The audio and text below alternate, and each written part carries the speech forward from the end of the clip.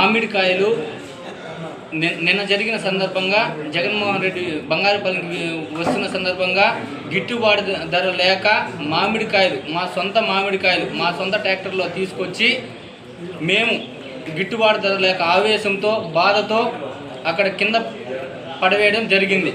దానిని ఈచినేరుపల్లి దూర్వాసులు అనే అతను రాజకీయ పరంగా మా కాయని తప్పుడు వాగ్దానాలు చేసి తప్పుడు ప్రచారాలు చేసి సృష్టించి అతనికి ఆ కాయకి ట్రాక్టర్లకి సంబంధం లేదు, 2 బండ్లు మా అన్నోళ్ళవి మావి.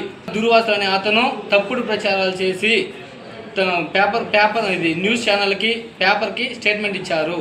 దీనిపైన చర్యలు తీసుకోవాల్సిందిగా కోరుచున్నాము. దూర్వాసులు అనే అతను నిజంగా అతని కాయలు నిజంగా అయితే రేపు పొద్దున్నే కాణిపాకం వచ్చి ప్రమాణం చేస్తే మేము ప్రమాణం చేయడానికి సిద్ధంగా ఉన్నాము.